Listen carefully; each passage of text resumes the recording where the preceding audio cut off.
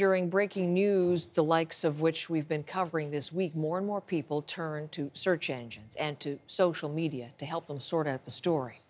What happens when those search engines, when Google and Facebook lead people astray? Take a look at these. Examples of the fake posts circulating on the internet after the Vegas shooting, misidentifying the gunman, misidentifying victims. The question is, how does that happen? How do stories like that, how do they rise to the surface, and what are the consequences of that?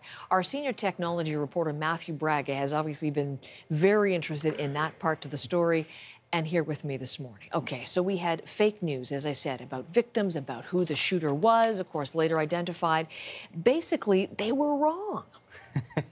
They were incorrect, and there were two cases that I think are kind of worth highlighting in this context. So in one case, we had Google, right? People going to Google and searching for information about possible sort of, identities of the shooter. And there was one name that had sort of emerged early on that people had sort of believed might have been responsible. And so they were going to Google, they were searching for this name, and instead of coming up with, a link to CBC or CNN or NBC or some sort of reputable news site, they were being sent to essentially a sort of dark forum of the internet, right, where hoaxes and misinformation is often spread. A place called 4chan, where people were discussing the identity of one of the believed sort of, one of the names of someone who later proved to not be the shooter. And that was one example there. And then on Facebook, Facebook has a feature called Safety Check, right? People go to Safety Check, and often in times of disasters and other sorts of events. And alongside Safety Check, they show news stories, right? News stories that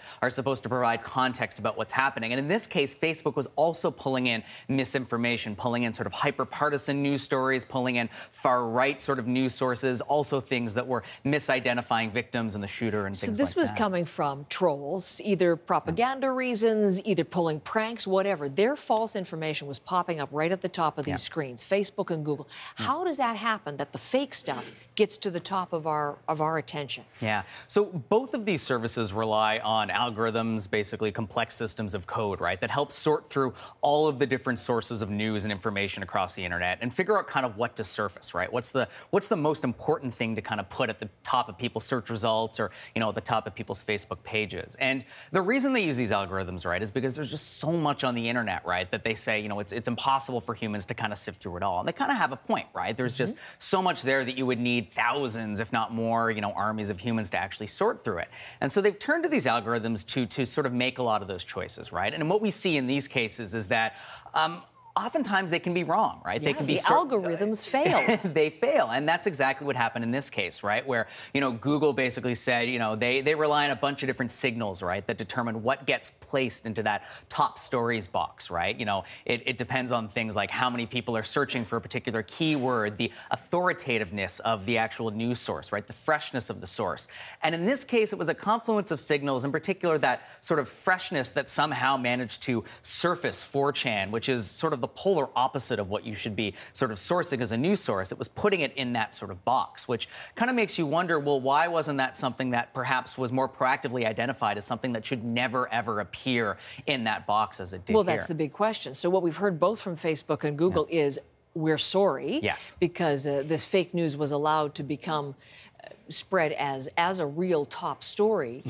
But beyond the apology, I mean, these are companies that have been criticized for not doing enough to keep fake news off their front pages, and they failed again.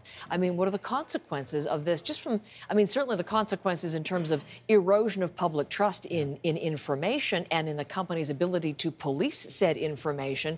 But what else is a result of this? I mean, if you look at what these companies have been doing over the past few months, right, in the wake of the U.S. election, in which, platforms like Facebook in particular, but also Google and Twitter have been accused of influencing the outcome of the election, you've seen these companies respond by pouring all of this money into education campaigns, into literacy campaigns, and trying to educate people how to spot fake news, right, and misinformation.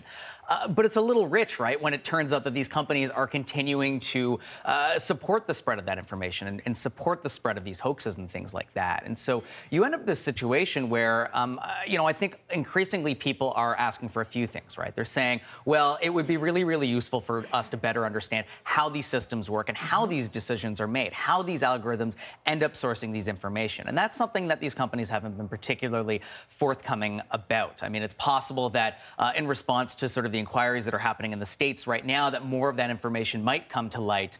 But in the absence of that, we're really left to wonder sort of how. The other thing that we hear a lot is, why not introduce more humans into the loop, right? It's become clear that the algorithms on their own aren't really able to do this job, right, of understanding what is important, the context around stories, especially when there's breaking news. And I mean, is that really surprising given how difficult it is for humans in the first place to be able to sift through kind of what's important and what's factual and correct in breaking news situations? It's really, really difficult for humans. I can imagine it's also difficult for algorithms even more so. And so there's these questions around, should these companies be introducing more humans into the loop? And I think that's something that you've seen some resistance from, because these companies really do want to paint themselves as these neutral parties, these nonpartisan platforms. They're not news organizations. They don't have editorial slants or biases. It's just the algorithms making these decisions. But I think we've seen that, time and time again, it hasn't worked. And the consequences of such. Taming the trolls, perhaps, needs to fall in other hands. So we'll watch that. Matthew, thank you. I really appreciate your coming in here in studio. And there's more online about this because Matthew's been thinking on and writing about this, taking a wider look at algorithms and their behaviors and how investigators are ready to put them under the microscope. And again, the impetus perhaps coming from what we've been covering in Las Vegas most recently. Check it out on our website, CBCNews.ca.